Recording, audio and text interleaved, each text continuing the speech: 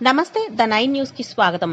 పార్వతీపురం మన్యం జిల్లా గుమ్మలక్ష్మీపురం మండలం వత్తాడ గ్రామంలో కింగ్ కోబ్రా కలకలం. గిరిజన కుటుంబం ఇంటిలోకి అర్ధరాత్రి చొరపడిన విష సర్పం. నిద్రిస్తున్న వారిపై నుండి పాకుకుంటూ వెళ్లి బీర్వాపై తిష్టవేసిన కింగ్ కోబ్రా.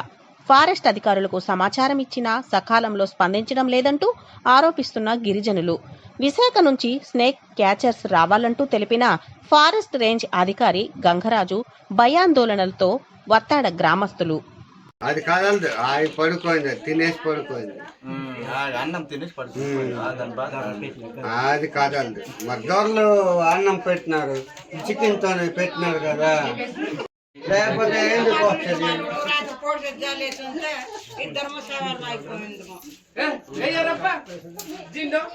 మీకు అదృష్టం ఉంది, వచ్చింది మీ ఇంటికి. ఇప్పటికి ఫారెస్ట్ వాళ్ళకి 5 గంటలకు మేము ఇన్ఫర్మేషన్ ఇచ్చాము. ఇప్పటికి 8 అవుతుంది, కనీసం రెస్పాండింగ్ లేదు. ఇంట్లోకి వస్తే ప్రాణాలకి ఎవరికైనా హాని జరిగితే ఎవరిది రెస్పాన్సిబిలిటీ? మేము చంపాలంత పెద్ద వింత కాదు కదా, క్షణాల్లో పని చంపేయగలం. చంపేస్తే కేసులు కోర్టులు అని చెప్తారు. ఇప్పుడు మాకు ప్రాణాల మీదకి వచ్చిందంటే కరెక్ట్ రెస్పాండింగ్ అవ్వట్లేదు ఎందుకు ఫారెస్ట్ వాళ్ళు?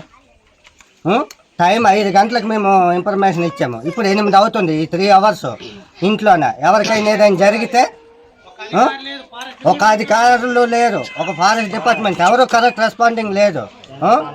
ఇంత టైం అవుతుంది, ఎవరికైనా ఏదైనా జరిగితే మా గిరిజన ప్రాణాలంతా అంత ఇదిగా ఉందా, సులకనగా ఉందా?